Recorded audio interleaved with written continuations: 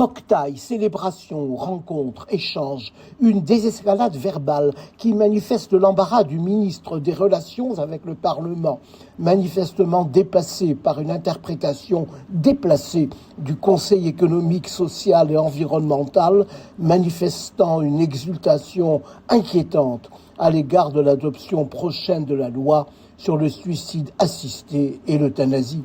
Le Conseil économique et social s'estime sans doute être la clé de voûte de cette loi, car il a abrité la Convention citoyenne. Cette dernière était d'ailleurs invitée à l'Assemblée nationale pour que la République puisse dignement fêter la construction d'une loi déléguant au monde des soins, à contre-courant de plusieurs millénaires d'histoire de la médecine, le pouvoir de provoquer la mort des personnes les plus vulnérables en acquiesçant à une demande sans que ne soient analysées les raisons qui conduisent à cette demande au nom d'un acharnement autonomique qui méconnaît les détresses liées à l'isolement social et dont la solidarité inversée ne consistera pas à aider à vivre mais à faire mourir.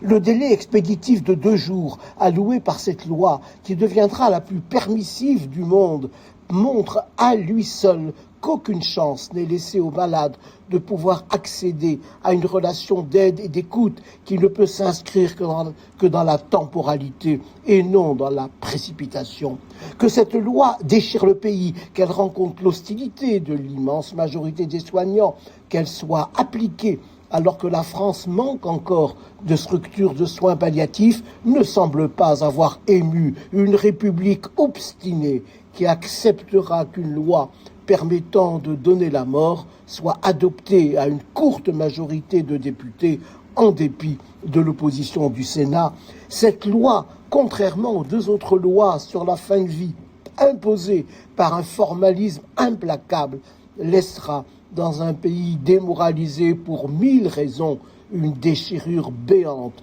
qui sera périodiquement rouverte pour élargir le cercle des personnes éligibles, ce que les partisans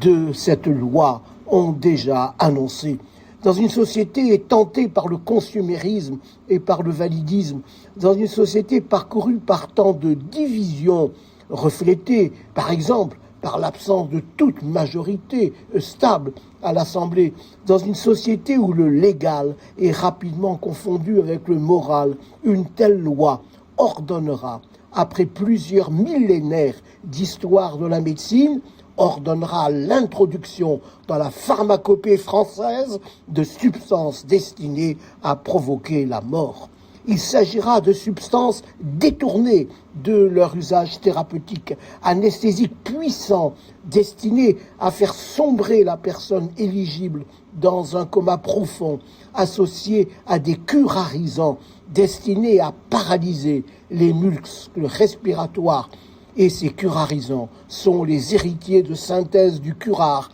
extrait de lianes par les Indiens d'Amazonie pour chasser le gibier et plus exceptionnellement lors de guerres tribales. Les travaux scientifiques, parmi lesquels on compte au XIXe siècle, ceux de Claude Bernard, ont montré en effet que le curare, enduisant des flèches tirées à la sarbacane,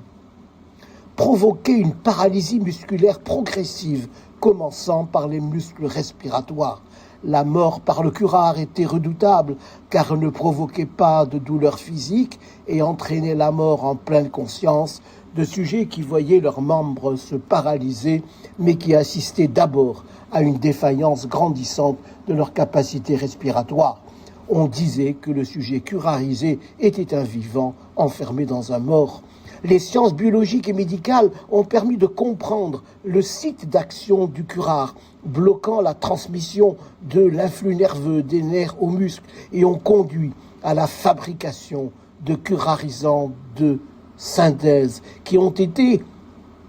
notamment facteurs d'importants progrès en médecine, en permettant d'obtenir en anesthésie des états de relaxation musculaire, facilitant les gestes opératoires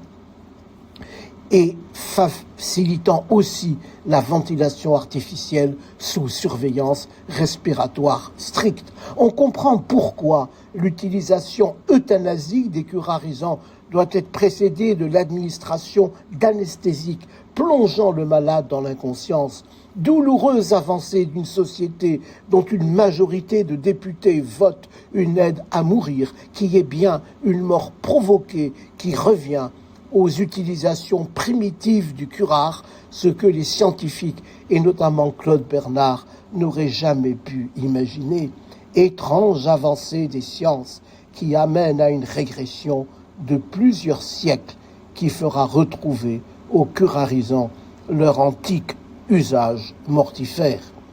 Douloureuse évolution d'un pays où il semble plus facile de célébrer la mort que de célébrer la vie.